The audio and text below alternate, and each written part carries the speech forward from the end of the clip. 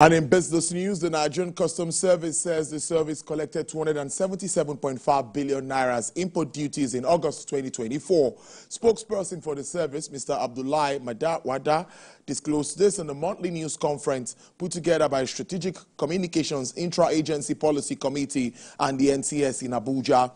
Mr. Maiwada says the service also collected 15.8 billion naira in excise duties, demonstrating its commitment to maximizing revenue generation. He said as part of service's effort to surpass smuggling to a barest minimum, it recorded 83 seizures across various commands, among which is 170,000 liters of premium motor spirit and 3,083 bags of foreign rice, 1,014 parcels of cannabis sativa, 23 vehicles and other contrabands, with a total duty paid value of more than 975 million naira.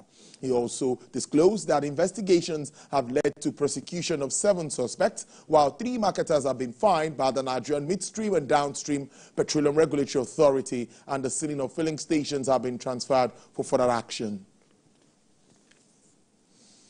The Financial Reporting Council of Nigeria is set to establish a new not-for-profit governance code aimed at enhancing transparency and accountability within the sector. This announcement came during the hybrid stakeholders engagement and consultation event which held in Lagos, where key figures of the industry gathered to discuss and review the draft code.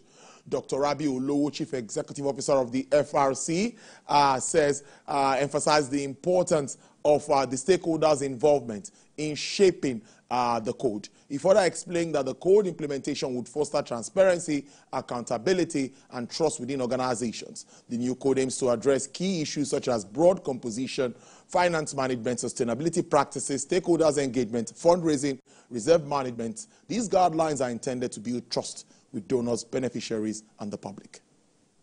It is absolutely critical to our national life and also our international reputation and how people see us from far and near, which led to setting up of the technical committee under the headship of Mr. M.K. Ahmed, a role model in corporate governance practices, and the outcome was the successful completion and release of the Nigerian Code of Corporate Governance, NCCG 2018, for the private sector.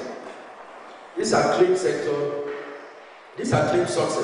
so far, recorded both in the implementation and the compliance of the NCCG 2018 by private sector entities, gave the impetus to a new move by the Council once again to develop codes for the other 2 very critical sectors, the public sector and the not-for-profit sector institutions. For us as the Nigerian Network of NGOs, it's one code that we have engaged since 2012. So that code itself has a journey from when it was first muted to when there were some backlash and pushbacks on it, now to when we now have something that is technically co-created by government and also civil society. Former President of Nigeria, Olusegun Obasanjo, says the bedrock of the growth of any nation depends on the leadership at the helms of affairs, stating that Nigeria may be complex but certainly not difficult to manage. The former president said this in Lagos at the memorial lecture in honor of late Akintola Williams, Nigeria's first chartered accountant, put together by the Institute of Chartered Accountants of Nigeria.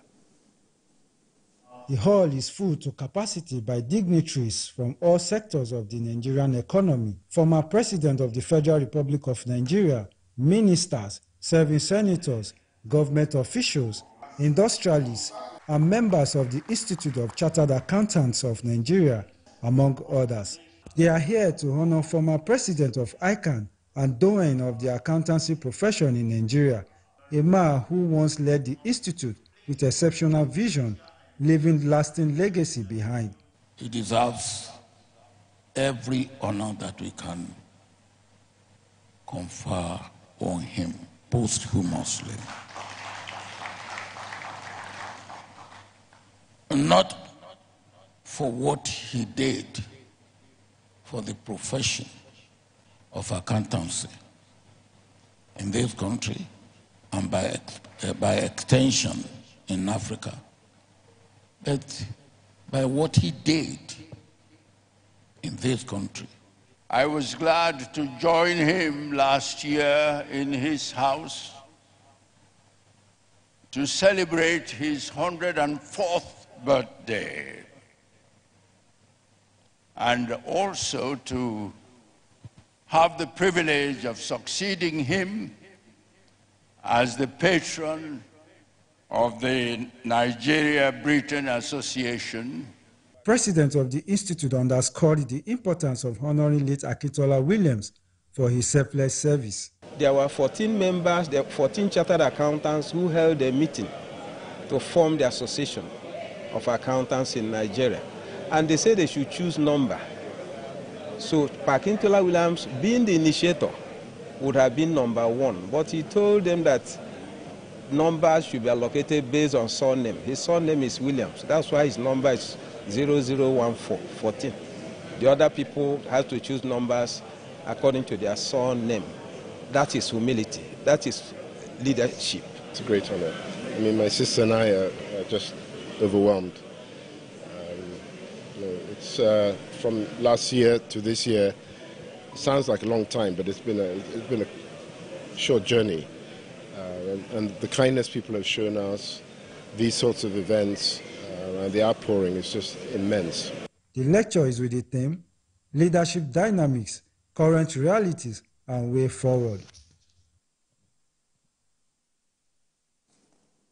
And wrapping up business, leadership of the freight forwarding associations in Nigeria are accusing shipping companies of sabotaging the nation's economy. They allege that these companies are deliberately frustrating clearance processes and causing delays at ports, resulting in increased costs for businesses. Senior business correspondent Ifunaya Eze reports. Will be back with sports news. Freight forwarders are expressing deep frustration, accusing shipping companies of intentionally complicating operations at Nigerian ports. We have few of these shipping companies. I've given you an example of MSC, Applaud, PIL. These are where we are having issues. To get invoice from them is always a problem. If you submit for invoice, in all these things, you have to tender, you have to submit. You cannot apply online. You can always submit, go there, submit, or even if you apply, for them to issue it or send it to you is always the case. So by the time you spend extra 10 days in the port, you find that they are paying additional 700,000 naira. This 700,000 naira could have been the gain the importer will make from that box, 1x40 or 1x20 feet container. You also pay the shipping company. The shipping company and terminal operator, these people, you see these two people, we are making money for them. You're only making money for them. These two people. Because the way you pay the terminal, same you pay to the shipping company. But without delay, they won't make the money. So they will make every way, every means to cause that delay. The operations of agencies like the National Agency for Food and Drug Administration and Control and the Standards Organization of Nigeria were also criticized for contributing to the challenges. Before any cargo be shipped from any country, we have NAFDA, we have some in that place. What are their duty in that country? Before we open from M, they must give us a paper, a document to attach. Meaning is that the container is in the other country, not in Nigeria. And they examine the containers, they have seen it, they have tested it, they have allowed the container to be in Nigeria. Why doing examination in the port and collecting sample and going to the lab again?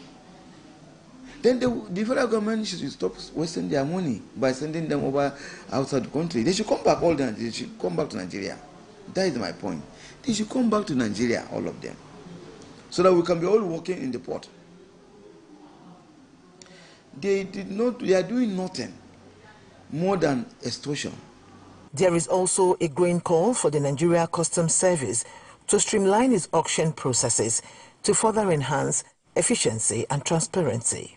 Ifunanya Eze, TVC News, Lagos.